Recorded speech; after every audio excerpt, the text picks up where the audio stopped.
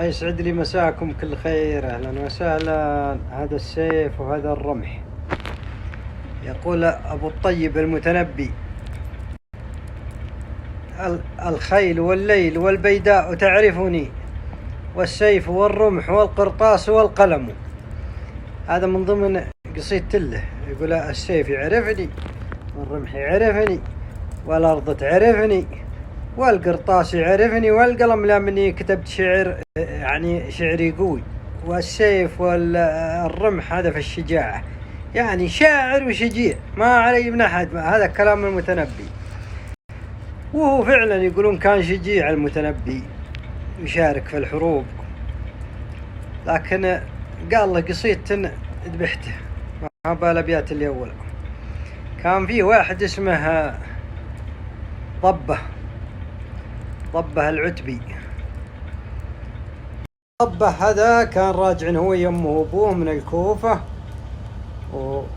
ويوم منهم جو في الطريق ومروا لهم مكان ولولا في رجيل ينتظرونهم، وذبحوا قابلونهم وذبحوا ابوه وتكلموا عليه واخذوا حلالهم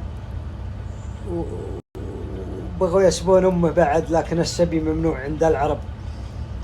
وش السبب؟ السبب ان ضبه هذا يقولون انه رجال سيء، اخلاق السيئة، ولسانه بذيء ويغلط على الناس، لدرجة انه يقولون يضرب ضيوفه ويسب القبائل ويسب، ما يحترم احد.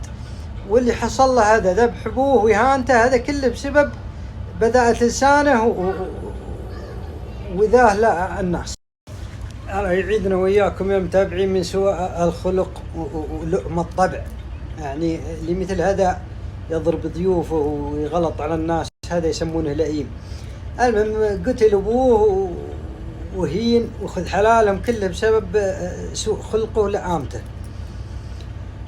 ويوم اللي ذبحوه هذولا من أهل الكوفة،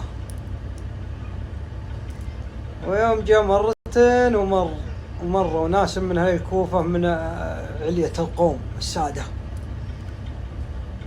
ومروا من عنده، هو عرابي غالبا، مروا من عنده ويتكلم عليهم ويسبهم ويغلط عليهم ويقول لهم أبدأ الكلام. راحوا استفزعوا أبو الطيب المتنبي، قالوا يا المتنبي حنا طحنا أن في واحد نتكلم علينا وسبنا وسب وصولنا وسب معاورنا وسب حينا أبو الطيب المتنبي شاعر معروف، ما يحتاج يرد فيه أبيات شعر. دقيقة خلني أعطيكم الأبيات. يقول المتنبي: ما أنصف القوم ضبه وأمه الطرطبة، رموا برأس أبيه وسبوا أمه غلبة، وما يشق على الكلب أن يقال ابن كلبه. المهم أنه سبه وسب أمه وسب أبوه اللي مات، وذكر قصتهم في أوسخ صورة. المهم يعني المتنبي حط فيه قصيدة يعني يستحون أهل التاريخ من ذكرها. ذكرت لكم منها 3 أبيات، والقصيدة أهل التاريخ كلهم يتجنبون ذكرها لأنها سب فاحش. المهم ضبة هذا راعي غدر وراعي لؤم وراعي، ما همته القصيدة لأنه وضيع حقير ما عليه منها. لكن أمه إله خال، جزع في أمه، جزع ما تعرفون جزع يعني ختها الحمية فخته. ليش الرجال يسبه ويقول لها تسلبه ويقول لها أوصاف ما تقال ويقول فيه يتكلم في عرضه ويتكلم. راح أخذ له معه رجيل واحترى المتنبي لان طلع من الكوفة ويقف له في الطريق. المتنبي معه رجاله ومعه مجموعة من خدمه ومعه ولده محمد اسمه محمد. ويوم منه طلع المتنبي قال: تعال يا متنبي، أنت تسب اختي فلانة، سب ضبة الأقشر هو يبوه اللي يذبح، واختي وش تبابها، وتبدأ المعركة بينهم. ويوم المتنبي شاف الغليبة عليهم وهو ينحاش هو ويا ولده محمد، وليا عنده خادم أقشر، بعض الخدم أقشر. قال: أنت يا المتنبي يوم انك تنحاش عنا الرجيل وانت اللي تقول الخيل والليل والبيداء تعرفني، والسيف والرمح والقرطاس والقلم، وتنحاشها الحين يوم جت الرجيل، يوم جت المعركة قال قتلتني ورب العباد. هو يداور ابو الطيب راجع للمعركة،